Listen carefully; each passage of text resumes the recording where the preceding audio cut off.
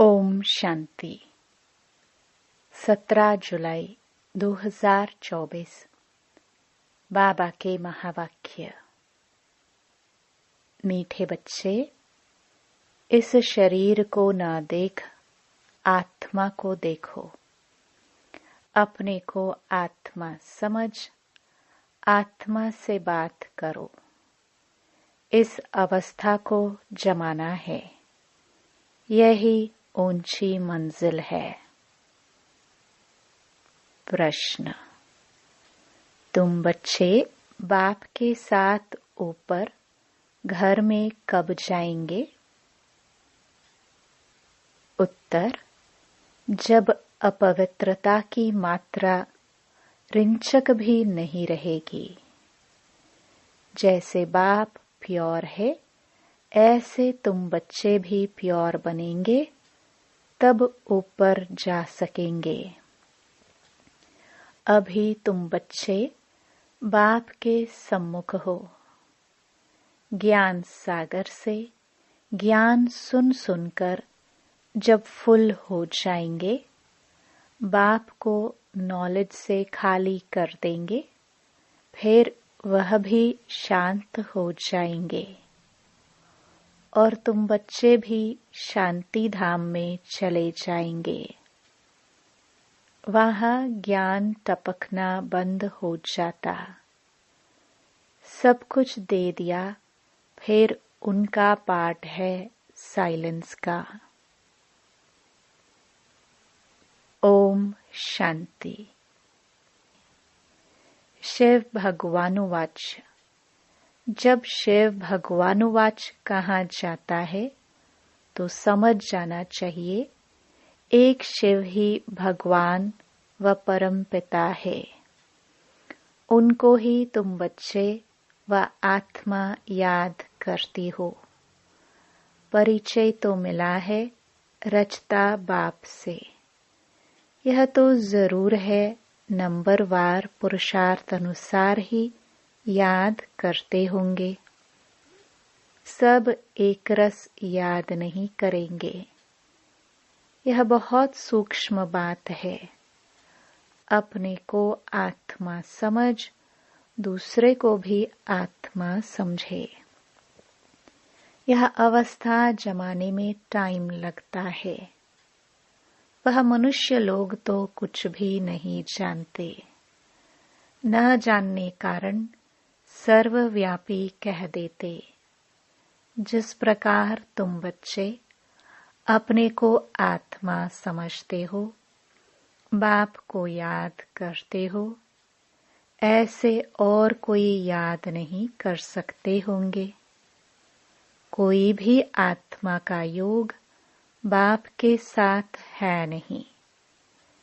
यह बातें हैं बहुत गुह्य महीन। अपने को आत्मा समझ बाप को याद करना है। कहते भी हैं हम भाई भाई हैं, तो आत्मा को ही देखना चाहिए, शरीर को नहीं देखना चाहिए। यह बहुत बड़ी मंजिल है। बहुत हैं जो बाप को कभी याद भी नहीं करते होंगे। आत्मा पर मैल छड़ी हुई है। मुख्य आत्मा की ही बात है। आत्मा ही अब तमो प्रधान बनी है। जो सतो प्रधान थी, यह आत्मा में ज्ञान है। ज्ञान का सागर परमात्मा ही है। तुम अपने को ज्ञान सागर नहीं कहेंगे। तुम जानते हो, हमको बाबा से पूरा ही ज्ञान लेना है। वह अपने पास रखकर क्या करेंगे? अविनाशी ज्ञान रत्नों का धन तो बच्चों को देना ही है। बच्चे नंबरवार पुरुषार्थ अनुसार उठाने वाले हैं। जो जास्ती उठाते हैं, वही अच्छी सर्विस कर सकते हैं। बाबा को ज्ञान सागर कहा जाता है। वह भी आत्मा, तुम भी आत्माएं, तुम आत्माएं सारा ज्ञान ले लेती हो। जैसे वह एवर प्योर है, तुम भी एवर प्योर बनेंगे। फिर जब अपवित्रता की रिंचक भी नहीं रहेगी, तब ऊपर चले जाएंगे। बाप याद के यात्रा की युक्ति सिखलाते हैं। यह तो जानते हैं सारा दिन याद नहीं रहती है। यहाँ तुम बच्चों को बाप सम्मुख बैठ समझाते हैं और बच्चे तो सम्मुख नहीं सुनते, मुरली पढ़ते हैं। यहाँ तुम सम्मुख हो। अपने को आत्मा समझ बाप को याद करो और ज्ञान भी धारण करो। हमको बाप जैसा संपूर्ण ज्ञान सागर बनना है। फुल नॉलेज समझ जाएंगे तो जैसे कि बाप को नॉलेज से खाली कर देंगे, फिर वह शांत हो जाएंगे। ऐसे नहीं उनके अंदर ज्ञान टपकता होगा। सब कुछ दे दिया, फिर उनका पाठ रहा साइलेंस का।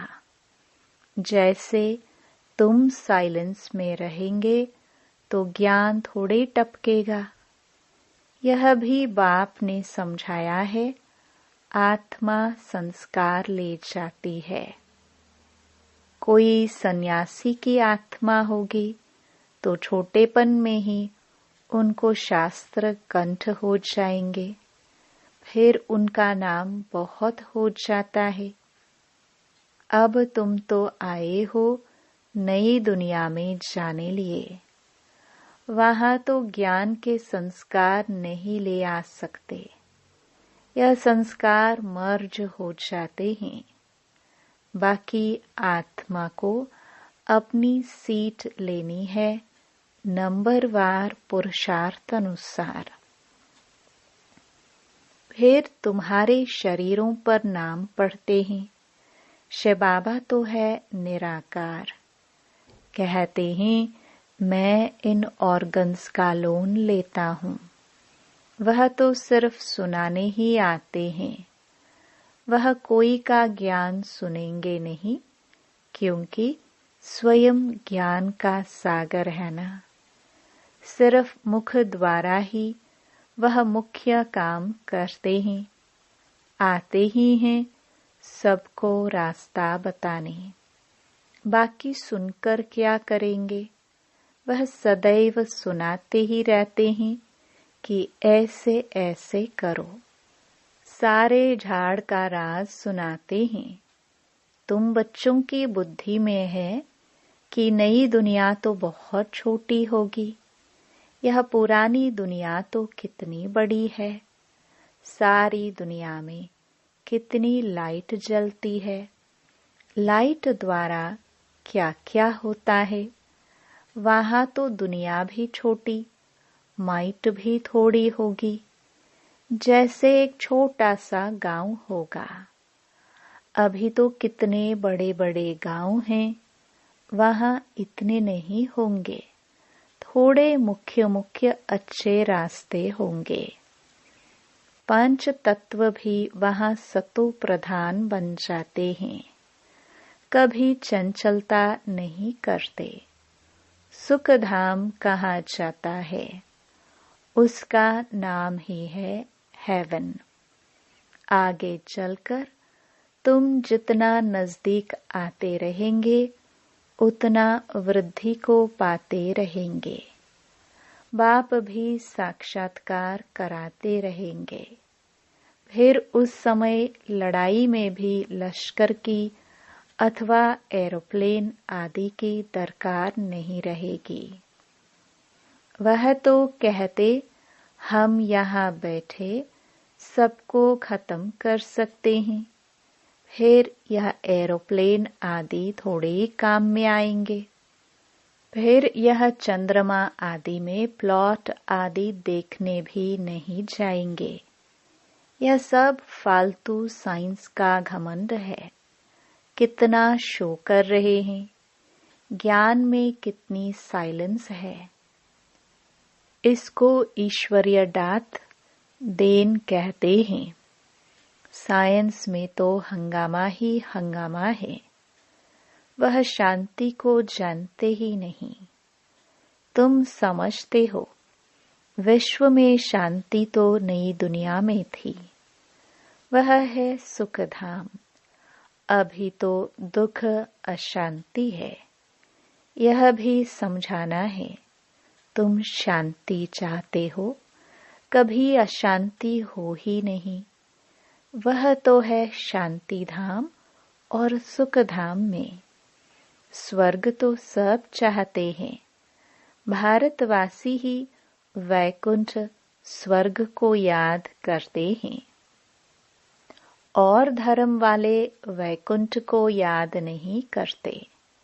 वह सिर्फ शांति को याद करेंगे।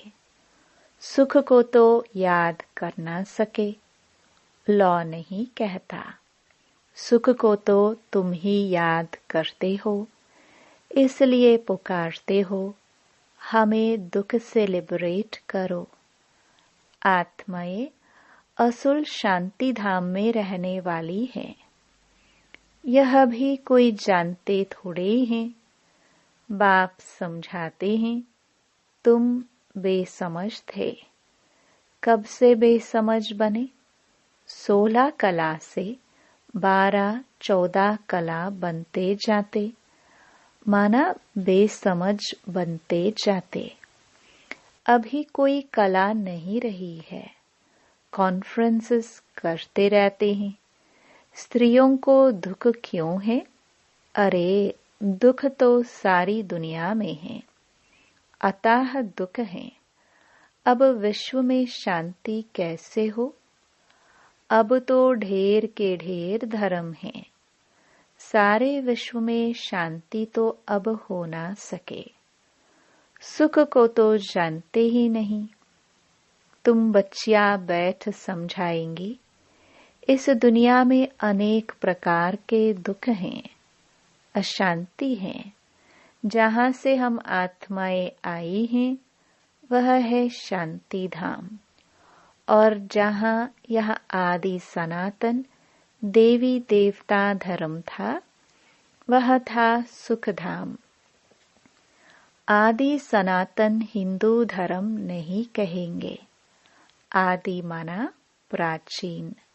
वह तो सतयुग में था। उस समय सब पवित्र थे। वह है ही निर्विकारी दुनिया। विकार का नाम नहीं।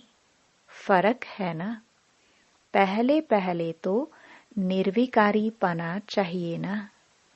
इसलिए बाप कहते हैं, मीठे मीठे बच्चों, काम पर जीत पहनो। अपने को आत्मा समझो। अभी आत्मा अपवित्र है। आत्मा में खाद पड़ी है, तब जेवर भी ऐसे बने हैं। आत्मा पवित्र तो जेवर भी पवित्र होगा। उनको ही वॉइसलेस वर्ल्ड कहा जाता है। बड़ का मिसाल भी तुम दे सकते हो। सारा झाड़ खड़ा है, फाउंडेशन है नहीं। यह आदि सनातन देवी देवता धर्म है नहीं। और सब खड़े हैं, सब अपवित्र हैं। इनको कहा जाता है मनुष्य। वह है देवताएं। मैं मनुष्य को देवता बनाने आया हूँ। 84 जन्म भी मनुष्य लेते हैं। सीढ़ी दिखानी है कि तमो प्रधान बनते हैं तो हिंदू कह देते हैं। देवता कह ना सके, क्योंकि पतित हैं। ड्रामा में यह राज है ना। नहीं तो हिंदू धर्म कोई है नहीं। आदि सनातन हम ही देवी देवता थे। भारत ही पवित्र था, अब अपवित्र है। तो अपने को हिंदू कहलाते हैं। हिंदू धर्म तो कोई ने स्थापन किया नहीं है। यह बच्चों को अच्छी रीति धारण कर समझाना है। आजकल तो इतना टाइम भी नहीं देते हैं। कम से कम आधा घंटा दे, तब पॉइंट सुनाई जाए। पॉइंट तो ढेर हैं, फिर उनसे मुख्य मुख्य सुनाई जाती हैं। पढ़ाई में भी जैसे जैसे पढ़ते जाते हैं तो फिर हल्की पढ़ाई अलफ बे आदि थोड़े ही याद रहती हैं, वह भूल जाती है। तुमको भी कहेंगे अभी तुम्हारा ज्ञान बदल गया है। अरे पढ़ाई में ऊपर चढ़ते जाते हैं तो पहली पढ़ाई भूलती जाती है ना। बाप भी हमको नित्य नई नई बातें सुनाते हैं। पहले हल्की पढ़ाई थी, अब बाप गुह्य गुह्य बातें सुनाते रहते हैं। ज्ञान का सागर है ना। सुनाते सुनाते फिर पिछाड़ी में 2 अक्षर कह देते, अलफ को समझा तो भी काफी है। अलफ को जानने से बे को जान ही लेंगे। इतना सिर्फ समझाओ तो भी ठीक है। जो जास्ती ज्ञान नहीं धारण कर सकते, वह ऊंच पद भी पा नहीं सकते। पास विद ऑनर हो ना सके, कर्मातीत अवस्था को पा ना सके। इसमें बड़ी मेहनत चाहिए। याद की भी मेहनत है, ज्ञान धारण करने की भी मेहनत है। दोनों में सब होशियार हो जाए सो भी तो हो ना सके। राजधानी स्थापन हो रही है। सब नर से नारायण कैसे बनेंगे? इस गीता पाठशाला की एम ऑब्जेक्ट तो यह है। वही गीता ज्ञान है। वह भी कौन देते हैं? यह तो सिवाय तुम्हारे कोई जानते ही नहीं। अभी है कब्रिस्तान, फिर परिस्तान होने का है। अभी तुम्हें ज्ञान चता पर बैठ पुजारी से पूज्य जरूर बनना है। साइंस वाले भी कितने होशियार होते जाते हैं, इन्वेंशन निकालते रहते हैं। भारतवासी हर बात का अकल वहां से सीख कर आते हैं। वह भी पिछाड़ी में आएंगे तो इतना ज्ञान उठाएंगे नहीं। फिर वहां भी आकर यही इंजीनियरिंग आदि का काम करेंगे। राजा रानी तो बन न सके, राजा रानी के आगे सर्विस में रहेंगे। ऐसी ऐसी इन्वेंशन निकालते रहेंगे। राजा रानी बनते ही हैं सुख के लिए। वहां तो सब सुख मिल जाने हैं, तो बच्चों को पुरुषार्थ पूरा करना चाहिए। फुल पास होकर कर्मातीत अवस्था को पाना है। जल्दी जाने का ख्याल नहीं आना चाहिए। अभी तुम हो ईश्वरीय संतान। बाप पढ़ा रहे हैं। यह मिशन है मनुष्यों को चेंज करने की। जैसे बौद्धियों की, क्रिश्चियन की मिशन होती है ना। कृष्ण और क्रिश्चियन की भी रास मिलती है। उन्हों के लेन देन का भी बहुत कनेक्शन है।